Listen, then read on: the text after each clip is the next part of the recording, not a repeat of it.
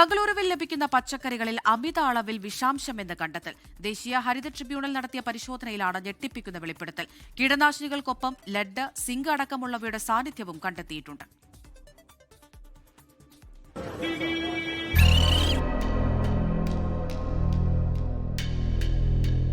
നഗരത്തിൽ ലഭിക്കുന്ന പച്ചക്കറികളിൽ അമിത അളവിൽ വിഷാംശം അടങ്ങിയിട്ടുണ്ടെന്ന റിപ്പോർട്ട് ജനങ്ങളെ പരിഭ്രാന്തിയിലാക്കിയിരിക്കുകയാണ്.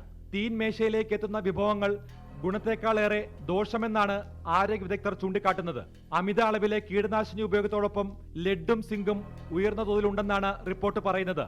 79 സാമ്പിളുകളിലെ 19 എണ്ണത്തിലും അനുവദനീയമായ പരിധിക്കപ്പുറം വിഷാംശം കണ്ടെത്തിയിട്ടുണ്ട്. ക്യാപ്സിക്കം, വഴുതന, വെള്ളരി, പാവയ്ക്ക, ബീട്രൂട്ട്, ബജ്ജിമുളക് എന്നിവയിലാണ് കൂടുതൽ വിഷാംശമുള്ളത്. എല്ലാം വിഷം അടിച്ചു വരുന്ന സാധനം തന്നെയാണ്. പക്ഷെ വാങ്ങിക്കാൻ നമുക്ക് നിവൃത്തിയില്ലല്ലോ. കൂടുതൽ വാങ്ങിച്ചിട്ടുണ്ടോ നമ്മൾ പിന്നെ അതുപോലെ അത് ക്ലീൻ ചെയ്തൊക്കെ യൂസ് ചെയ്യുന്നു. നമുക്കുള്ള സ്ഥലത്ത് കൃഷി ചെയ്യാനുള്ള സൗകര്യം ഇല്ലതാനും നാട്ടിലോട്ട് ഇത് തന്നെയാണ് പോകുന്നത്. നെലമംഗല, കോലാർ, ചിക്കബെല്ലാപ്പൂർ എന്നിവിടങ്ങളിൽ നിന്ന് വരുന്ന പച്ചക്കറികളിലാണ് കൂടുതലും വിഷാംശമുള്ളത്. ഇവിടങ്ങളിൽ നിന്നും മറ്റു സംസ്ഥാനങ്ങളിലേക്കും പച്ചക്കറി കയറ്റുമതി ചെയ്യുന്നുണ്ട്. എല്ലാത്തിലും വിഷാംശമാണ്. പക്ഷെ നമ്മൾ അതിനെ എന്ത് ചെയ്യാനാണ്? എന്തെങ്കിലും കഴിക്കാതെ നമുക്ക് ജീവിക്കാൻ പറ്റില്ലല്ലോ. അത് കാരണം ഇത് വാങ്ങിക്കുക തന്നെ. ഇതിനു വേണ്ടിയിട്ട് ഗവൺമെന്റ് ആണെങ്കിൽ ഇത് യാതൊരു ചെക്കിങ്ങോ യാതൊരു കാര്യങ്ങളും ചെയ്യാറില്ല. ഈ പച്ചക്കറികൾ തന്നെയാണ് നമ്മുടെ നാട്ടിലേക്കും പോയിക്കൊണ്ടിരിക്കുന്നത്.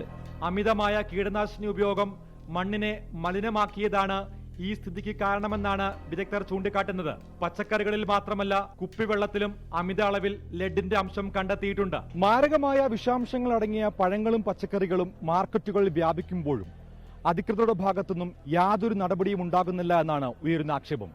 ബാംഗ്ലൂർ KR മാർക്കറ്റിൽ നിന്നും ജിജേന്ദ്രനൊപ്പം സജു ചാമക്കാലയിൽ 24. ലോകത്തെവിടെയായാലും ഏത് സമയത്തും 24 വാർത്തകളും ഓഗ്മെന്റഡ് റിയാലിറ്റി പാക്കേജുകളും എക്സ്പ്ലെയിനറുകളും വിശദമായി കാണാൻ ഞങ്ങളുടെ യൂട്യൂബ് ചാനൽ നിങ്ങൾക്ക് സബ്സ്ക്രൈബ് ചെയ്യാം.